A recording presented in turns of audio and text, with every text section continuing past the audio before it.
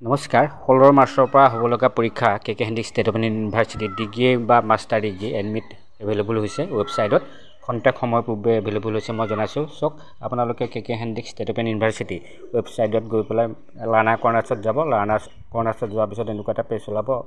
আপোনালোকে তললৈ স্ক্ৰল কৰি পেলাই এডমিট যেটো আছে এই এডমিটত আপোনালোকে টাচ কৰিব এই এডমিটত টাচ কৰাৰ লগে লগে আপোনালোকৰ সন্মুখত এনেকুৱা এটা পেজ ওলাব আপোনাৰ জানুৱাৰী সেশন আৰু জুলাই সেশন আপোনালোকে জুলাই সেশন যেটো আপোনালোকৰ সাইডে আছে জুলাই সেশনত আপোনালোকে টাচ কৰিব লাগিব কাৰণ জানুৱাৰী সেশনত টাচ কৰিলে কিন্তু আপোনালোকৰ নোলাব জুলাই সেশনত টাচ কৰাৰ লগে লগে আপোনালোকৰ সন্মুখত এনেকুৱা এটা পেজ খোল খাব ইয়াত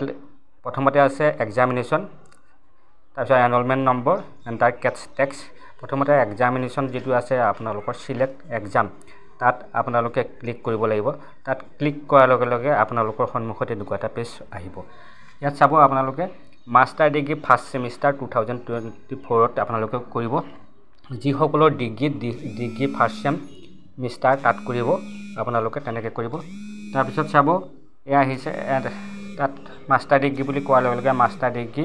ফাৰ্ষ্ট সেম আহি গ'ল তাৰ পিছত আপোনালোকে তলতে আপোনালোকৰ নিজৰ এনৰলমেন্ট নাম্বাৰটো দিব এনৰলমেন্ট নাম্বাৰটো দিয়াৰ পিছত শুদ্ধকে দিব আপোনালোকে এনৰলমেন্ট নাম্বাৰটো তাৰ পিছত আপোনালোকে এন্টাৰ কেপচাৰ টেক্সট দিব শুদ্ধকে বহুৱাব তাৰ পিছত আপোনালোকে কি হৈছে ডাউনলোড এডমিট আপোনালোকে টাচ কৰাৰ লগে লগে এডমিটটো আপোনালোকে ডাউনলোড হৈ যাব আৰু আপোনালোকে প্ৰিন্ট আউট উলিয়াই ল'ব এটা যাতে আপোনালোকে পৰীক্ষা হললৈ লৈ যাব পাৰে আৰু এডমিটটো আপোনালোকে আগতীয়াকৈ আপোনালোকৰ যি ষ্টাডি চেণ্টাৰৰ কোঅৰ্ডিনেটৰৰ সহি লৈ ল'ব আৰু জনাই থৈছোঁ সকলোখিনি সুবিধা এনেদৰে আপুনি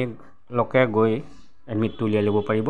আৰু সকলো ধৰণৰ প্ৰশ্ন উত্তৰৰ বাবে এছাইনমেন্টৰ এনসাৰ বাবে এই চেনেলটো আপোনালোকে সাবস্ক্ৰাইব কৰি ল'ব লাইক কমেন্ট কৰি কেনেকুৱা হৈছে জনাব কাৰণ ইয়াত